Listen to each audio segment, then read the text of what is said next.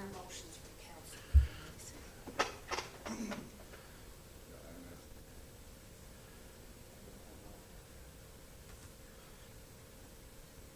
I don't see them there in Dropbox either. There's motions for new business items.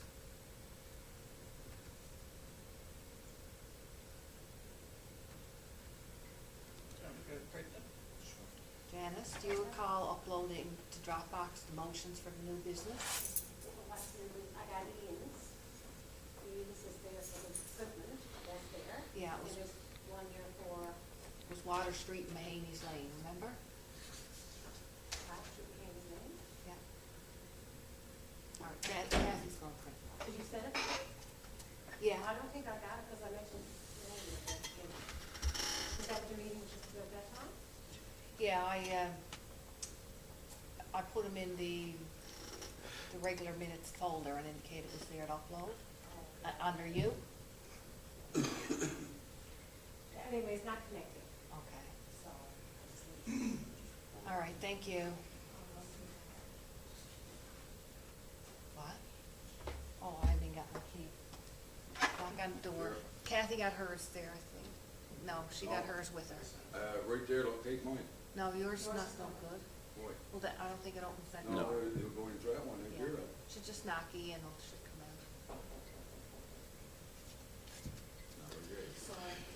out. It's not always like this. It's usually worse. Just joking, of course.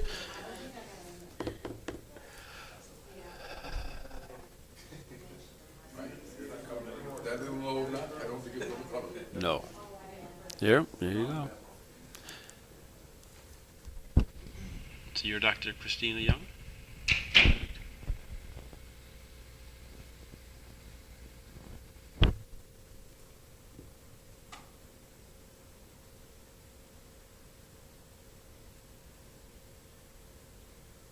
So have you been around to many council chambers?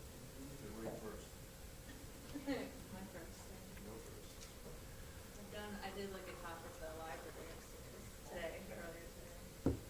Just going around doing a bunch of little talks.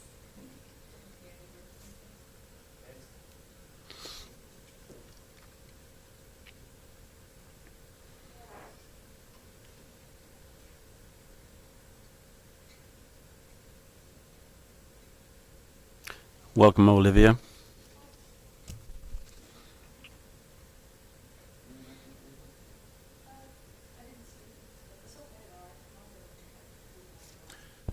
Look for agenda. No, I'm for, You mentioned it. Avon.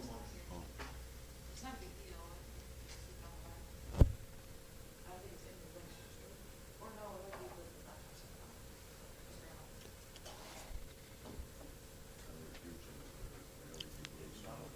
Yeah.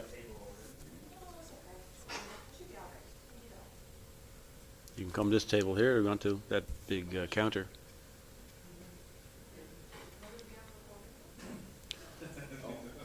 Yeah.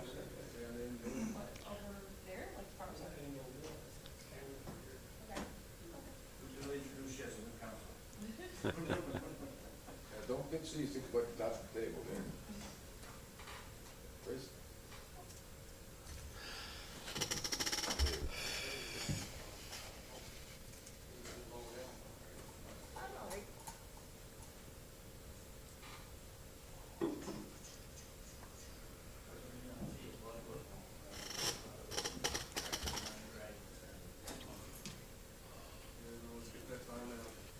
Just put it in there, but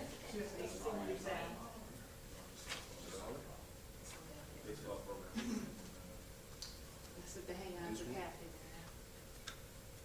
Don't matter. And wait for some council.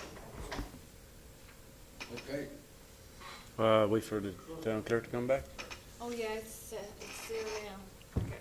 Draft motion, it's not, it's D. Item D on your Dropbox. I'd say she might have just uploaded it. You see it there, Mr. Wright?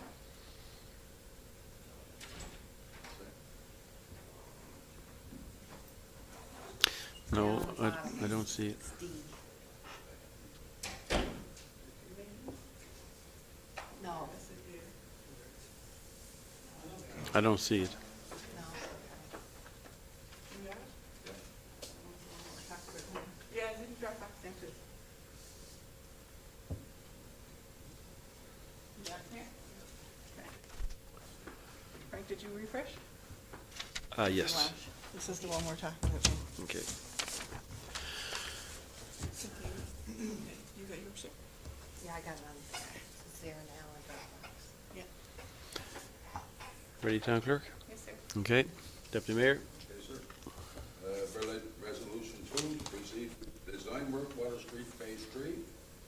Resolved to inform WSB to proceed with the design work for tender documents of the Water Street Revitalization Project Phase 3, referred to as Part B, which includes streetscape part of the project, and be further resolved to proceed to tender for Part A and B of the project when the design work has been completed and received the required approvals from other concerned government departments and agencies. And be further resolved that Part B of the project approval, with the exception of the lighting conduit, will be conditional on receiving funding from COA. And I so move.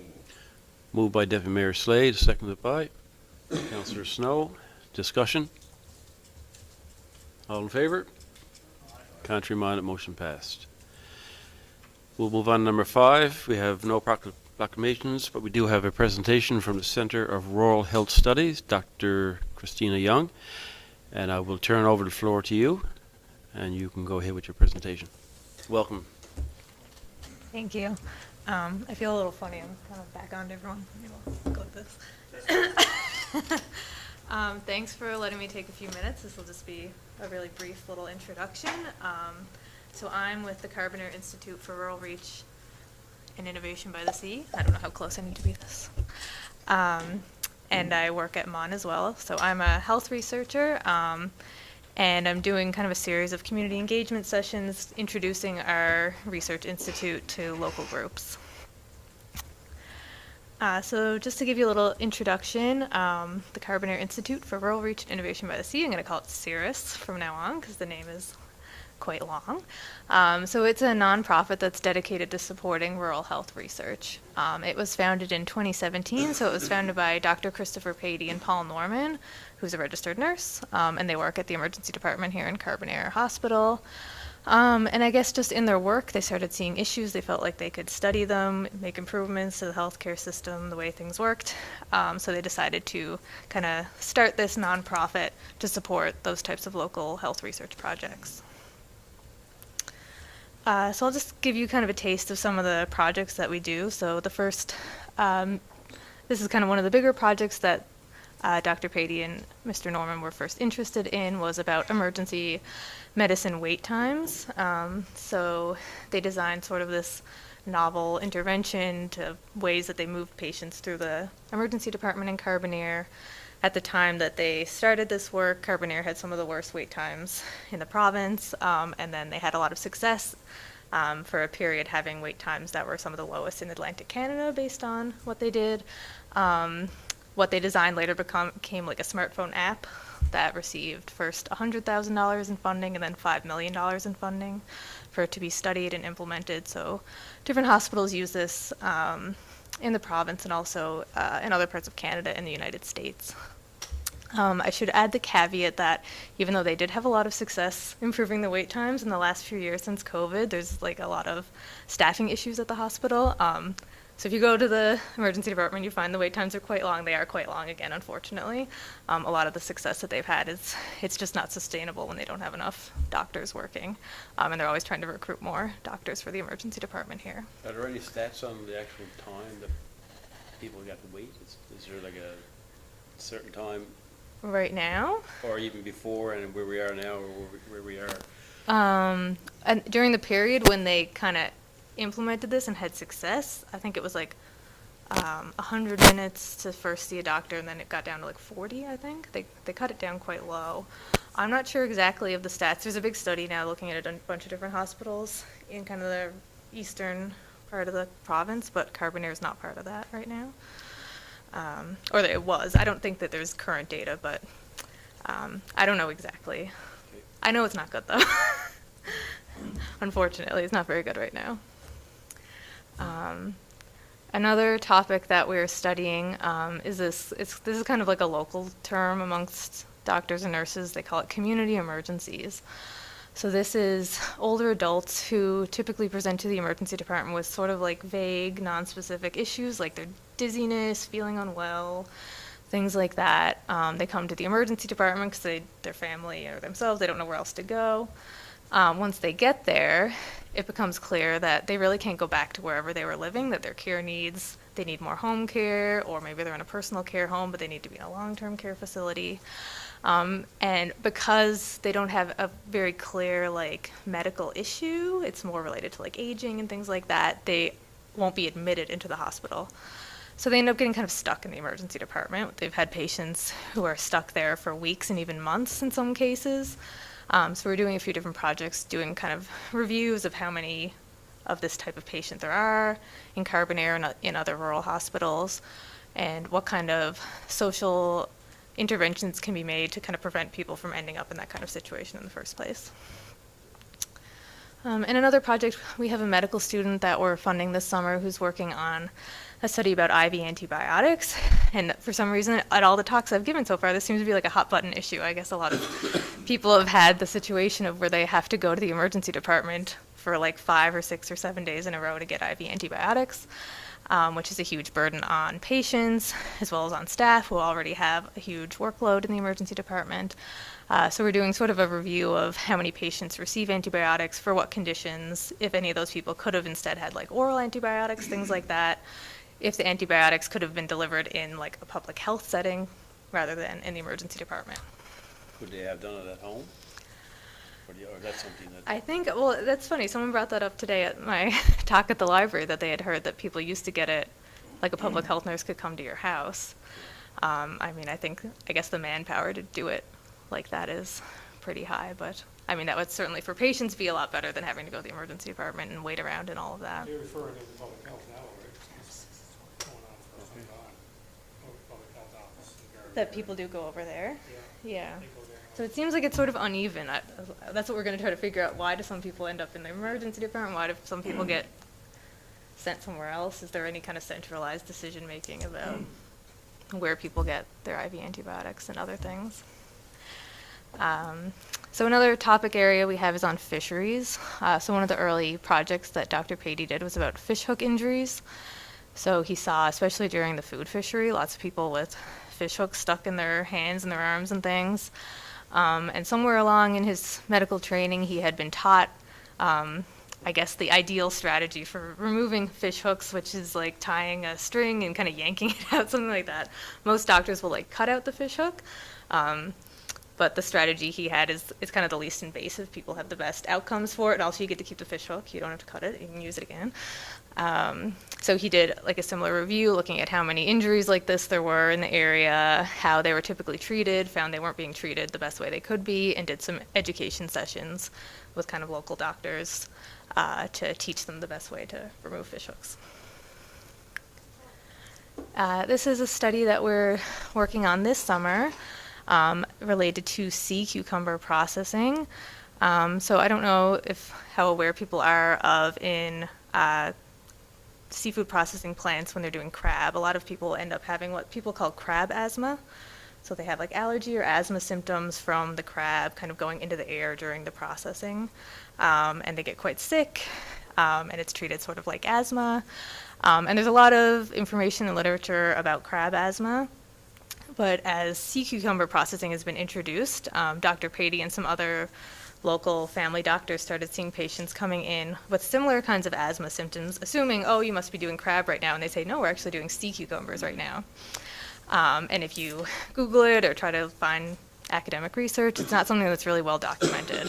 But they're seeing more and more of these patients every summer during this season coming in with these symptoms. So we're doing sort of an exploratory study this summer, interviewing some of the people working in the processing plant just to ask if they're aware of this, if it's something they've heard of, if it's something they're concerned about. And then hopefully later doing more kind of clinical research, trying to figure out, what are the symptoms of this, how should we be treating it, and so on. So people end up with green problems with the sea cucumber stuff. Yeah. In actual fact, they're called sea doctors. Sea cucumbers? Yeah. Are they? Okay. Interesting. But I've never heard that before, but I heard that crab asthma. Yeah. So it seems like it's kind of A lot similar. people in the plant ends up with it. Yes. And some people suffer through it because they don't have any other choice, or some people have to quit their job, and it's a pretty serious issue. Is there a way to prevent from getting this, or Well, that's what we hope to figure out, I guess. I know that, like, we did a tour of, like, the plant it's in Trinity Bay. And I think that they were using a certain technique, and then it seemed like that was impacting people, and then they kind of changed. I think it's kind of they're figuring it out, because it's sort of a new thing that they're processing, right? I think it's only the last few years that anyone's even doing it in Newfoundland. So yeah, that's kind of what we want to figure out, if it seems like it is a big issue amongst people, like how can you make sure that people can work and these types of symptoms. So it's only during exposure, once you're kind of away from it, you just recover. You seem fine again. I think so, but I think maybe like the asthma symptoms can kind of persist, maybe like because it like causes inflammation and things like that. So I think it can kind of persist, but I think ultimately, as long as you leave that work, you'd probably kind of get away from the symptoms. And then this is kind of the third focus area for us right now is on long-term care. So we're doing a study looking at social isolation and loneliness in rural long-term care. So we did interviews with staff at personal care homes and long-term care facilities in Carbonear and also in some other rural parts of the province, just to look at how the facilities kind of address the issue of loneliness for residents, including during the pandemic when they were totally on lockdown and there was no visitors and things like that. How kind of what are the best practices, I guess, in trying to alleviate loneliness. And what are the barriers and what's helpful in this situation. And as I'm sure you can imagine, a huge barrier is staffing, especially in rural areas. So they just don't have enough staff. They're kind of run off their feet. What I heard over and over again is that people want to be able to just like sit down, have a cup of tea, play cards, chat with residents, and they just don't have time to do those types of things. Like they just are feeding people, bathing them, cleaning them. Like it's just kind of task to task. They don't have this like time to just sit and chat. So it's sort of unfortunate for both the residents and for the staff in these facilities. So one of the things that we're focused on is giving research fellowships. So we give support to undergraduate medical students. So we give them $2,000 for summer projects. And then we also have fellowships for medical residents or graduate students, so people doing master's or PhD programs, and we give them $4,000 for a year-long project. So that's just kind of my little overview. So I'm basically just going around telling people that we exist. I have some pamphlets here that I will leave, and this is our website. And I guess in other contexts, I don't want to take up too much of your time, but I've basically been asking people, like, what are the issues that are important to you? What do you think we should be focusing on? And I've heard a lot of different issues going on in the local hospital and in the community that people are very concerned about, and that gives us sort of ideas for future research projects and things like that. So thank you so much for your time and for letting me speak. Any questions for the doctor? Eastern Health have a website with information on for issues that might arise that you can county? Because a lot of times people just go to the internet and Google it. You don't really know how accurate it is or not. Mm-hmm. And a trusted site to go to with some of the remedies and some of the symptoms, what to do and what not to do. Mm-hmm. Would probably be very helpful for a lot of people, right? Mm-hmm. I mean, I think, like in the talk I did this afternoon, people, like, communication seems to be a huge issue. People just want to know where to get information, what programs exist, what their treatment's going to be. Like, I think that's something I keep hearing again and again. People are like, if there was just one website I could go to and find out all of this information. The health or- records are very helpful. People go get Yeah. an X-ray on their lungs and then they can physically read the report themselves. Mm-hmm. And question, if you have questions, you can ask their doctor. Mm-hmm. And it's there permanently, so you know, you can refer back to it. Right. Good start. Yes, for sure. And some feedback sort of an other type of a clinic approach, so that, you know, non-emergency issues are not being, like, going to the emergency department, being held up there. And again, kind of a walk-in type of a clinic that could, where people could go and address, I guess, more minor things, but they still need those issues addressed. Mm-hmm. Tetanus shot or something. Well, I mean, if you don't have a family doctor, and you may have something that you do have an infection that you need an antibiotic, it's maybe not emergency, but you have no means to get to a doctor to get the medication you need, you know, they'll go to emergency. Mm-hmm. So there is I don't know, this is something I also heard. There is like a new clinic here that's open 2 days a week, that is meant to kind of alleviate that, but I don't know exactly where it is, and it seems like they have not advertised it well, so. I think it is, yeah. No, Yes. but I think that's a Pay for service. pay for service. Okay, no, it's not that. No, it's a different one that is, I think, very close to the hospital, but I need to figure out exactly, because it keeps coming up, this I don't know if anybody else. lack of information about, there Yeah, is some kind of clinic that's open 2 days a week that I guess has not been very well advertised, so, yeah, that's another example of kind of communication issues, I guess, yeah. Around there, a lot of times people go down the whole program, it's just a small population, Yes, faster to get through. right, okay. That's becoming, increasingly, more and more every day. Turn your mics on there, boys. That we do, because I work with healthcare at Carbonear. Councillor Seymour, turn your mic on. Down there is getting higher because due to the area of what is a lot more uneven in this area. Right, Early in an hour and 15-minute drive. yeah, And now it's getting more populated in that area, so it's fucking more stress on that mall and the doctor down there. mm-hmm, I find what you were saying about loneliness and long-term care. I worked in long-term care and everything, I worked at Darby Lodge many, many years ago. oh, okay, And I find with Darby Lodge, we had such a small area or group of people that when you associate with the people, and you talk to the older people, and right, you yeah, communicate a bit more. In your new facilities and the bigger facilities, everything is so fast-paced. The loneliness is there because you can't commonly sense that you talk to somebody. yeah, And with Dr. Patey and Paul, I remember I got called me one night and I was in maintenance and they had a fish hook issue we were talking about. okay. There was a large fish hook that there, but Phil was going to take care of it. So Oh, really? maintenance had to help out. Funny. Now, some good stuff from this. I was reading it. I got not much good artwork from it. It's really good stuff. Thank you so much. So is Dr. Patey and are they still active, Paul Norman, with Yeah. this group? Yeah. Out of the Carbonear still, yeah? Yeah, so they're like the founders, and I Yeah. help like coordinate the research with them, yeah. And I'm pretty sure Dr. Patey's in the emergency department right now. I didn't introduce our council members to you. It's Councillor O'Grady, Hi. Deputy Mayor Sam Slade, Hello. Councillor Seymour, Councillor Snow, Nice to meet you. and CAO, Town Clerk. You've probably met those people before.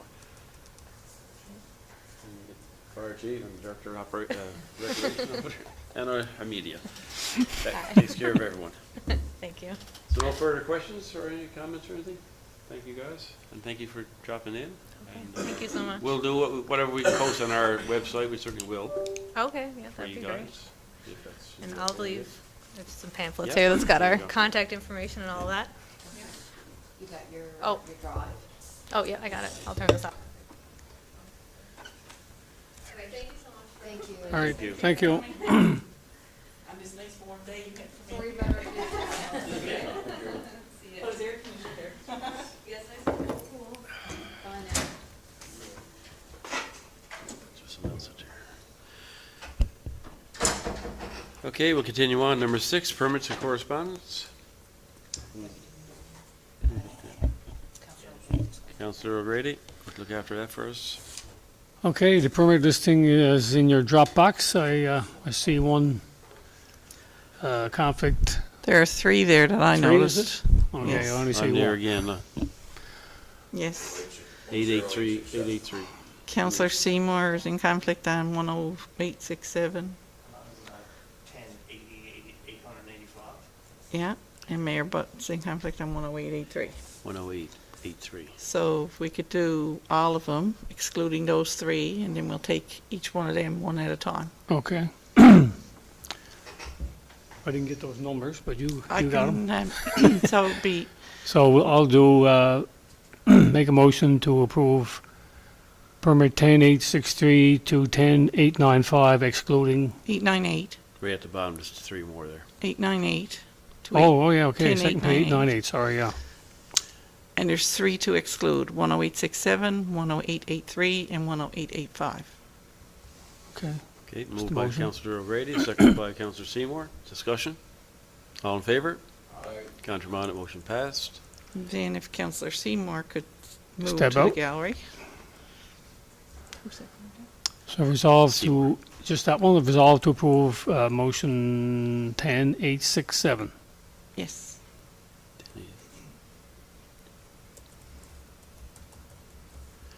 Okay, moved by Councillor O'Grady, seconded by Councillor Snow. Discussion? All in favor? Contrary minded, motion passed. And who, I don't know who's in conflict on the other two. The next one, 85, Okay. you can do that one, yeah? Okay. Oh, yes, Peter Snow. Resolve to approve motion 10, permit listing 10885. Yes. Moved by Councillor O'Grady, seconded by Deputy Mayor Slade. Discussion? All in favor? Aye. Contrary minded, motion passed. Deputy Mayor, can you take over the chair? Yes. Go ahead, Councillor O'Grady. Which, And that one's 10883. sorry? 10883. 10883. Resolve to approve permit number 10883. It's been moved by Councillor O'Grady, second by Councillor Snow. Question? All those in favor? Aye. Opposed, motion is carried.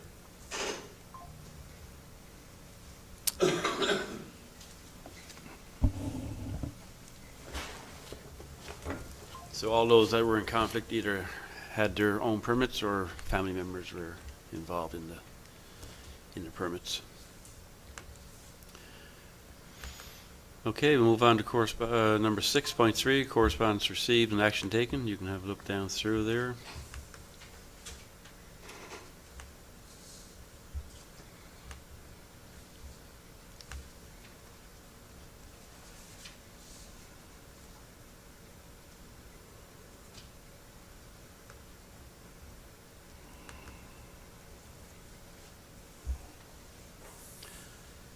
Okay, move on to number 7, committee reports, Public Works, Waste Management, and Community Services. Deputy Mayor Slade.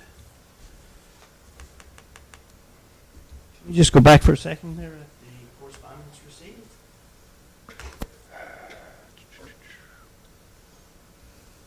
Yep, go ahead. Just a reminder to people, if they weren't happy with their assessment, if it's residents or businesses, that they have the right to appeal it. That's all. I know there's a deadline for appeals. Anybody's got that handy. It's 60 days past June 2nd, I think was the mail date. So somewhere around July, August 2nd, maybe? Thank you. It is written on the notice, yeah. Deputy Mayor, go ahead. Mr. Mayor, the council concludes through the list on the meeting that was held June 12th. And there's a couple of motions coming out of that. If council wishes to have anything answered or anything afterwards, I'm glad to do so. Resolve to approve policy W.16, use of sidewalks for business operations as presented to council. Something that we had a chat about, and I'd like to move that forward. Moved by Deputy Mayor Slade, seconded by Councillor Snow. Discussion? All in favor? Contrary minded, motion passed. Mr. Mayor, I'm going to do another motion here now, but it's down in the bottom part of our list, but I'll do it now. Motion for sale of equipment. Whereas the town issued a public tender call for the sale of various town equipment, and whereas the preferred tenders provide tenders that are in good order, be resolved to sell the 2008 multi-quip roller to Gus Adams for $1,502 plus HST. Be further resolved to sell the 2014 Dodge Ram 2500 to Andrew Short for $36.50 plus HST, and I so move. Moved by Deputy Mayor Slade, seconded by Councillor O'Grady. Discussion? All in favor? Contrary minded, motion passed. That's it for me, Mr. Mayor. Any questions for the Chair of the Public Works? Thank you. Let's move on to 7B, Recreation, Special Events, Culture, and Tourism. Councillor Seymour.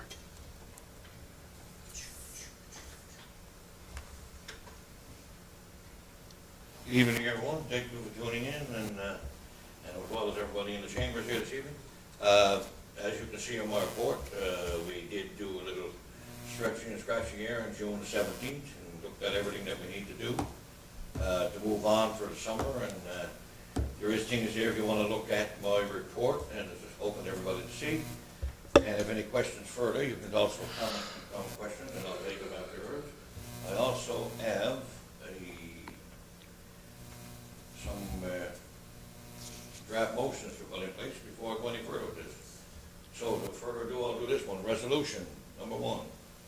Resolve to approve the advertisement with 2 rotary billboard commercials and full page ad in the monthly periodical Canada Travel and Lifestyle magazine for the price of $4,500 plus HST. I do so move, sir. Moved by Councillor Seymour, seconded by Deputy Mayor Slade. Discussion? Where are these billboards? This is, Are they the ones in Toronto? yes, Okay. so, Same as the one we had last time? The one's the same as we had last year. well, actually, they've added this, They added an extra one to it. right, for the same price. So are there any stats on, like, what we're getting out of it? Or like, There was some, Kerry had some stats, and it was really, really good, really good. okay. There was a lot of If I could get Kerry to probably look at whatever, and we could have probably put the stats next time. Yep. Sure did. But EDGO did a really good job, and look forward to doing this again. Not only that, they added an extra billboard this year for us to look at and put there for us, so it's great for our visitors, tourism, and everything, so hopefully we can keep it motivated. Yeah. And it was Well, felt that, you know, we've got a lot of people kind of trying to stay within Canada, and that would encourage, like, if visitors are coming to Newfoundland, well, at least Carbonear would be visible because it would be on some of these billboards and in this magazine. So the hope was that if they came to Newfoundland, they'd make a point of wanting to come see Carbonear because they've seen some of these ads. Sure, I'm gonna run into someone. That's how the ad. And so she keeps coming. All in favor? Contrary minded, motion passed. All right, resolution number 2, resolve to approve the purchase of lane room for the Carbonear swimming pool for Aqua at a cost of $4,495 plus shipping and HST. Moved by Councillor Seymour, seconded by Councillor Snow. Discussion? All in favor? Contrary minded, motion passed. And I'd like to say thank you to our recreation director for getting this on the move, because this has been on an ongoing thing for us for a while with this group. And so far, and he got on order, I'm thinking, yeah, it is. Yeah, and it's being put in place, which is good, because we need it. Thank you, sir. That's all for me, thank you. Any questions for Councillor Seymour? Thank you, sir. Let's move on to 7C, Economic Development, Planning and Land Use Development. Councillor O'Grady. Yes, thank you. Just found out a little while ago I was doing this, so just give me a second here. So the minutes are there in your Dropbox. As you can see, as usual, some issues with the municipal enforcement officer that's going down through it. You can have a look at those. The Economic Development Tourism Officer gave us a report, so she said there's a newly formed Chamber of Commerce in the area, so I guess we'll hear more about that as it goes on. They're going to have some sessions. There's 2 students from Canada Works who are working on a business spotlight videos for the town. And they're planning some business pop-ups where staff can visit local businesses and share things on social media. And those town videos we did a couple of years ago, we're going to keep showing, replay those on our social media as well. And there are a bunch of development applications. And so I guess I'll just read those motions we have. Resolution number 1, resolve to approve the following applications in accordance with applications submitted to Town of Carbonear Municipal Plan and Development Regulations and other conditions as specified. To open a wellness coaching business at 22 Gough Avenue, conditional upon receipt of approval from Service NL and other applicable government departments and agencies. To relocate existing HVAC business to 15 Powell Drive, conditional upon receipt of approval from Service NL and other applicable government departments and agencies. And to replace a fence at 58 Southside Lower Road, conditional upon amendment of the location to be outside the street reservation in accordance with the Town of Carbonear fence regulations. Moved by Councillor O'Grady, seconded by Councillor Snow. Discussion? All in favour? Aye. Contrary minded, motion passed. Resolution number 2, resolve to approve a variance to the minimum side yard from 1.5 metres to 1.35 metres at 73 Water Street, conditional upon receiving no objections to the variance notice provided to the neighbourhood properties. And be it further resolved, if there are objections to the variance, the request be further reviewed by council to determine if the variance will be approved. Moved by Councillor O'Grady, seconded by Councillor Seymour. Discussion? All in favour? Aye. Contrary minded, motion passed. Resolution number 3, resolve to send an order to remove a shed in the town easement at 22 Willoughby Drive without a permit from council, contrary to the Town of Carbonear Municipal Plan and Development Regulations. Moved by Councillor O'Grady, seconded by Deputy Mayor Slade. Discussion? All in favour? Aye. Contrary minded, motion passed. Resolution number 4, resolve to send an order to remove the shed at 29 Bunker Hill without a permit from the council, contrary to the Town of Carbonear Municipal Plan and Development Regulations. Moved by Councillor O'Grady, seconded by Councillor Seymour. Discussion?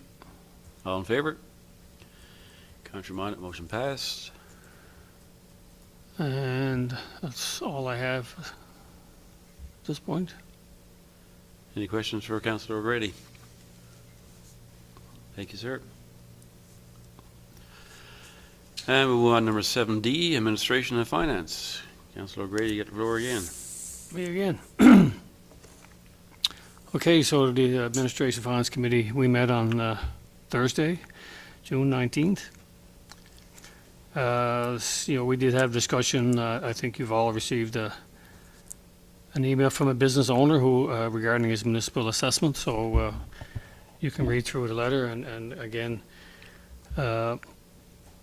there is an option, as Councillor Snow said earlier, for him to appeal, and which is all we can do at this point. The record retention policy, we did some amendments to that policy, and a draft policy circulated, and I do have a motion for that. As soon as I find it. Number 9. What number is that?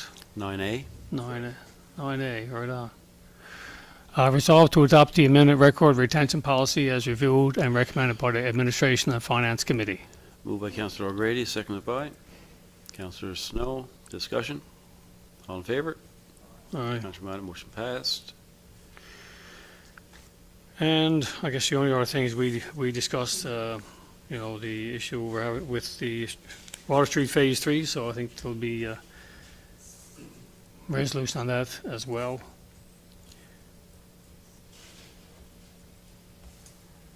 We've already done that resolution. Yeah, we did right? that one. Yeah, okay. That's all I have. I think. Any questions for Councillor O'Grady? Thank you. All right, let's move on to 7. No.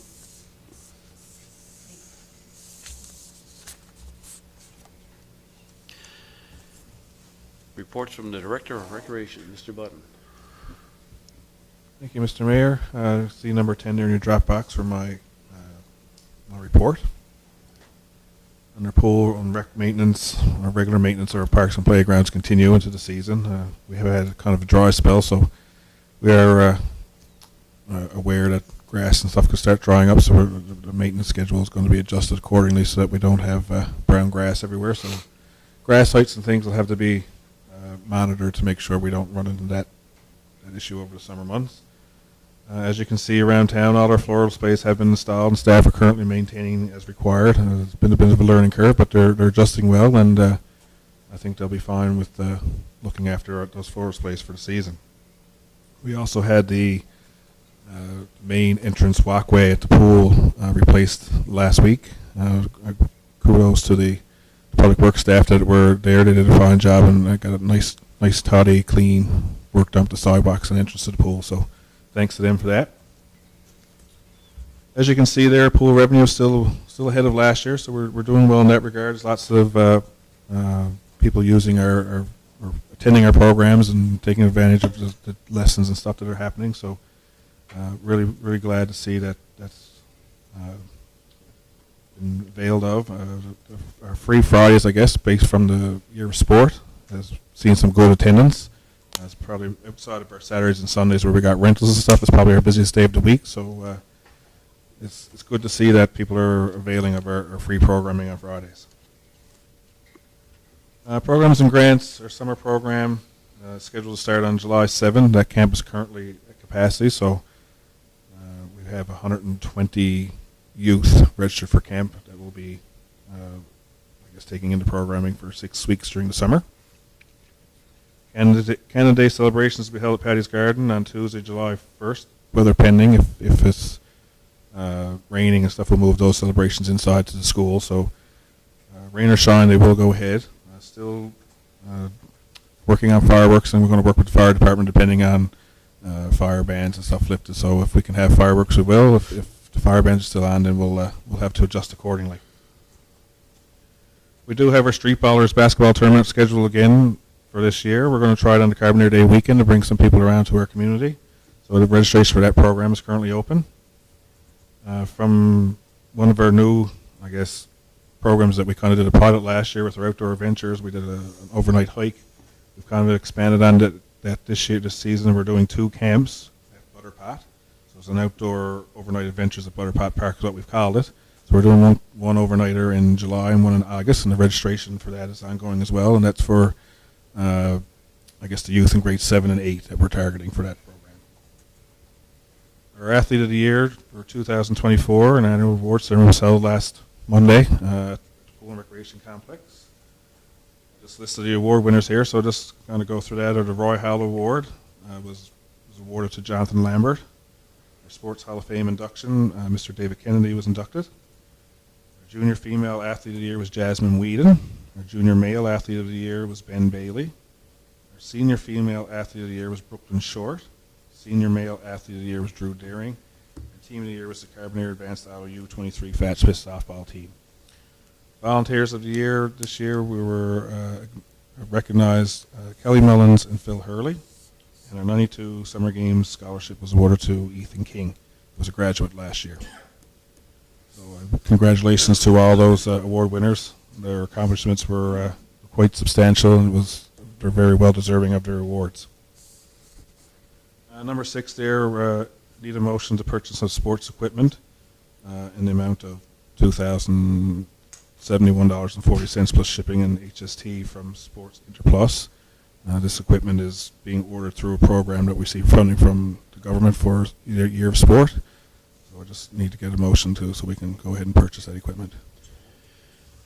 Okay, moved by Councillor Snow. What was the motion? That's what you just read it out, did you? Yeah, to purchase sports equipment for the recreation. Seconded by Deputy Mayor Slade. Discussion.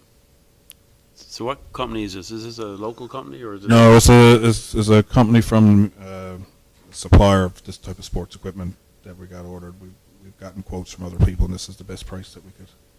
In Canada or? It's in Canada, yeah. In Canada. Canadian company. Deputy Mayor. Oh, Councillor Snow, Deputy Mayor Slade. All in favour? Contrary minded, motion passed. Ends my report. If there's any questions, feel free to shoot away. Any questions for the Director? Just a comment, Mr. Mayor. Yes. Take note that one of the reported the sidewalking there in the condition that it was in. Sent it back a nice email down, and thank you for cleaning it up in there, and it's good. Gotta say, so congratulations to our workers and Mr. Button. Okay, thank you, sir. Let's move on to number 8B, report from the Fire Chief.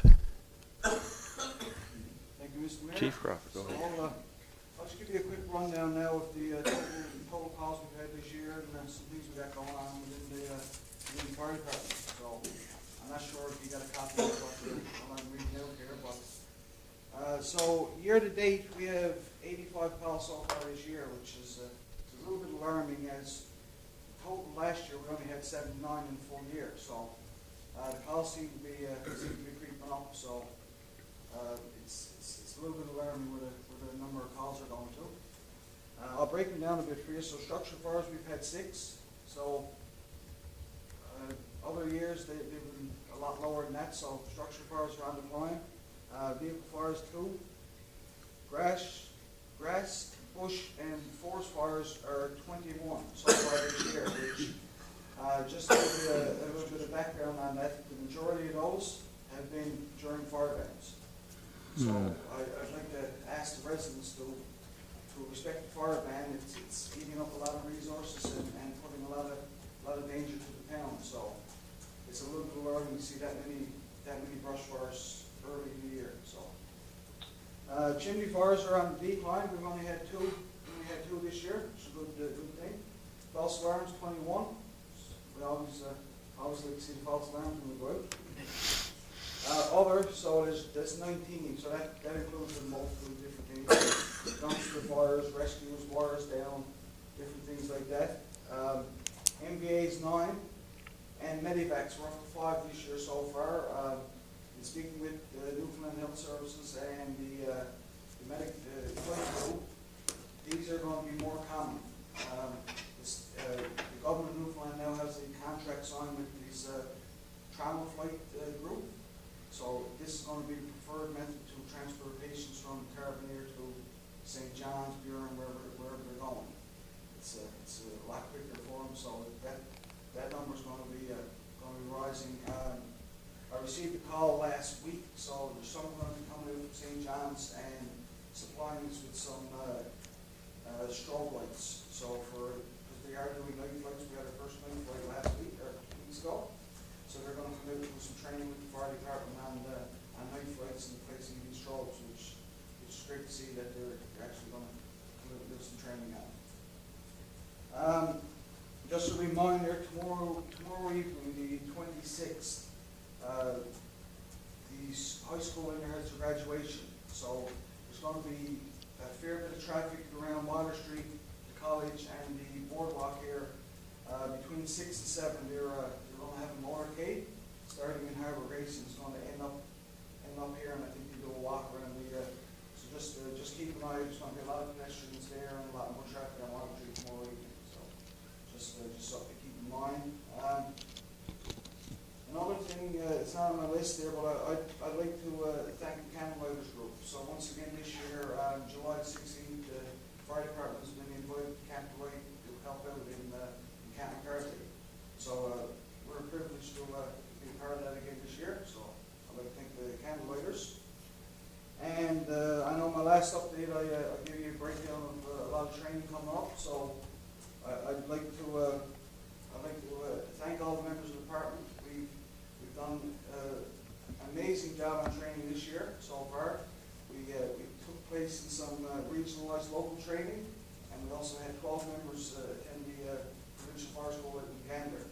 So I'd like to thank the members for taking the time out of their busy schedules to freshen up and learn some new skills and for the county Carbonear. So it's okay. So yep. So as of about an hour and a half ago, the provincial fire ban got lifted. So I think we're going to go ahead as a town and remove the town fire ban. Like I said, another couple of days that could go back on. So ask the residents to just keep checking social media and watch for updates on the fire ban. We're using the Newfoundland Fire Index to base our fire bans on. So right now it's showing us in moderate, so we'll play it by ear as a day-by-day basis. Is council okay with that? On the recommendation from the fire chief? Considering that, Mr. Mayor, itself, I mean, and if Newfoundland government,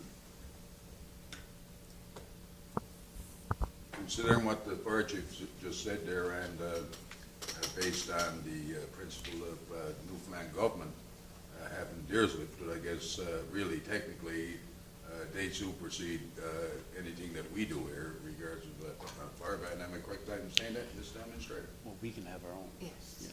We can have our own if the provincial government don't have one, but we can't enforce, how do you go? We can't, we can't override the government if they have one in place. No, but that doesn't say as a municipality, Mhm. the council couldn't put one in place for our municipality. Yeah. I think the weather conditions over the last few days is after, being quite hot and one thing or another, and so, anyway, I'm not, like, I'm nobody to, say when a ban should go on, when it should go off. I did want to say today, here to this meeting, that I'm getting a bit concerned about, and it's not meant to get anyone all up in a storm over it or anything, but I'm taking notice that the water's kind of at the brooks tonight.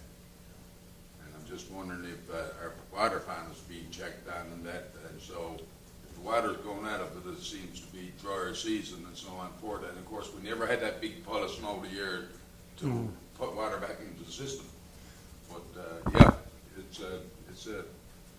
it's fine. I mean, the chief is there. He's quite aware, and you know what needs to be done here. So I mean, I put my faith to the chief. And like I said, we're watching it on a day-by-day basis. Every day at 2 o'clock, quarter after 2, I'm on looking at the government.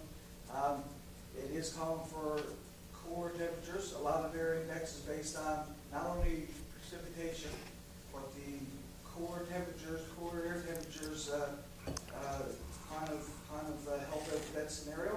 So I looked at the forecast over the next few days. You're looking at 11, 12, 14 degrees. So the temperatures are going down. It's calling for a little bit of precipitation over the next couple of days. So it is something that we're looking at on a daily basis, not taken lightly. And like I said, if something changes tomorrow, we won't hesitate on recommending putting it back on. And that's good too. I just want to make a comment, Mr. Mayor. Over the last number of weeks, as the chief just reported, over the last number of weeks, we're after having some considerable actions taken over in the south side area in regards of fire lighting or whatever the case may be is taking place over there. And I don't think that people realize by striking that match or lighting that fire, because I think these fires were intentionally lit. I don't think that people realize what devastation that could create if it gets out around the homes and that. The woods haven't got to be right alongside the home. The wood could be 1,000 feet, the home could be 1,000 feet from the woods, and the house still catch fire. That's the intense heat and one thing and another. So I would just ask residents to, think about it. If it's a fire ban on, don't go lighting fires. It's been done for a reason, and it's for all of our protection. Thank you. Do we know, has the police done any investigation? Do they have any idea? There's No confirmation that these are, They have an investigation open up. Without cameras and without proof, it's very hard to prove Yeah. what's actually going on there. So, they do have an active investigation. I was talking to the regional, Microphone. I was talking to the enforcement, forestry. Mm. They did reach out to me, and I had some conversations. They informed me they would uptake their patrols of the area when they can, when they're able to, not too busy. So they said, I know a couple of fires over here, they stuck around for the rest of their shift after everything was knocked up, just to patrol areas. Have a visual sight in town that they are looking, and so they patrol around different hotspots around the town that's known to have fires, and just make the presence known. So it is something that's being watched and looked at. Okay, thanks. Any further questions or comments for the chief? Just like to thank the fire chief for being here and keeping us all informed, and let our local brigade know here in Carbonear that the town is very grateful for the hard work that they do and very supportive. I think I speak for all the council there and even the citizens of the town. We're very lucky to have such a great group of people there and providing that service. Thank you, appreciate it. I'll pass the message on to the members. Okay, thank you, sir. That concludes me. Thank you for having me. Let's move on to number 9 now. Finances, operating invoices over $2,000. Thank you, Mr. Mayor. The invoice listing is in your Dropbox. Resolved to approve operating invoices over $2,000 in the amount of $58,064.92. Moved by Councillor O'Grady, seconded by Deputy Mayor Slade. Discussion? All in favor? Aye. Contrary minded, motion passed.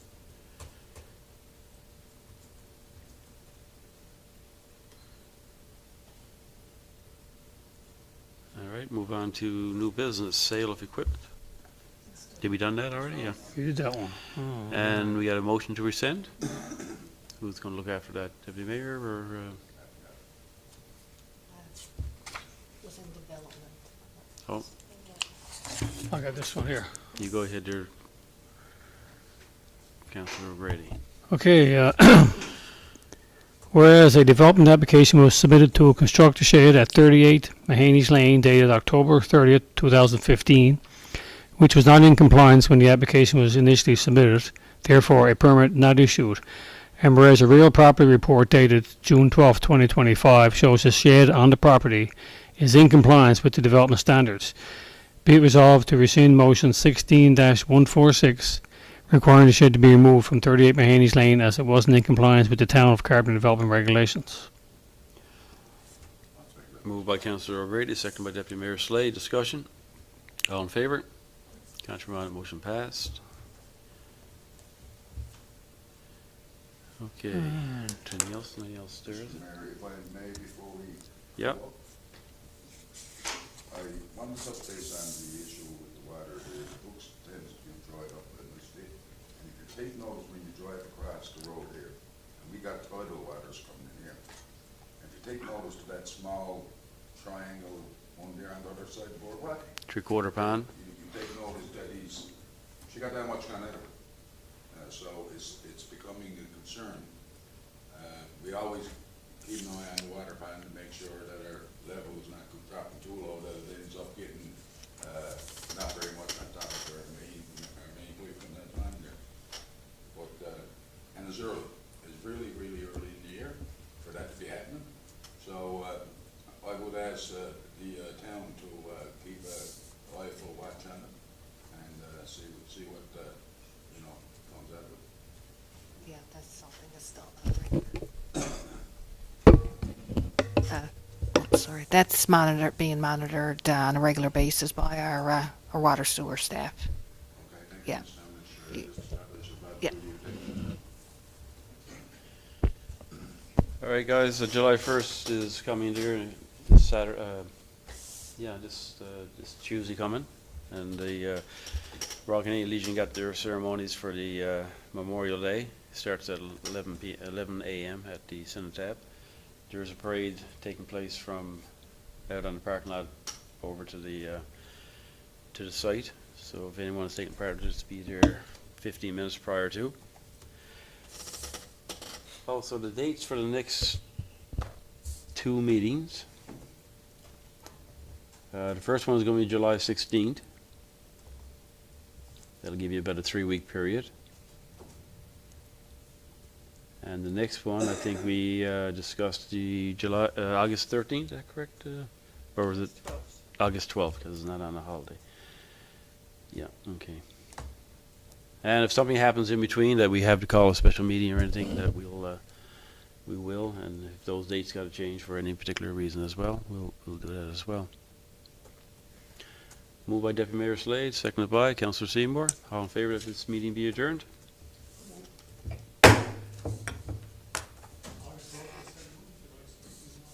August 12th, 16th. July 16th is Wednesday because the Monday before is a holiday. And August 12th, that's not a holiday week, so that's on Tuesday. And 5:30, same as their normal time.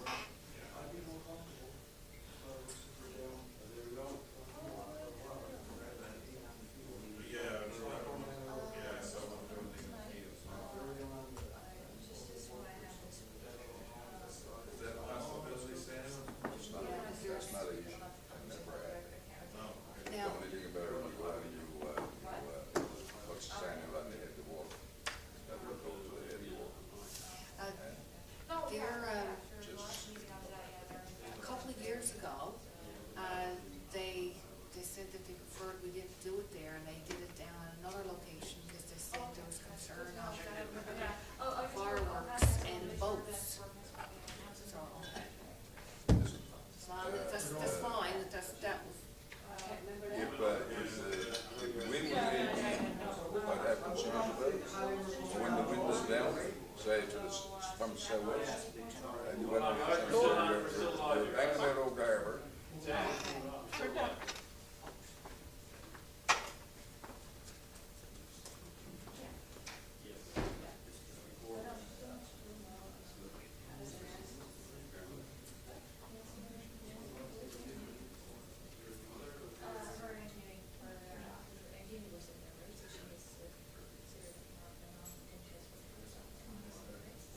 You got it.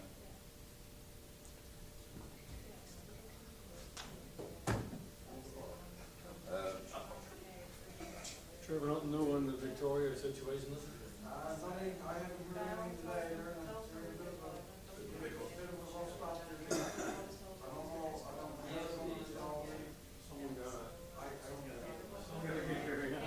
Well, I'll tell you, that old in their estate, what Barry should have done yesterday,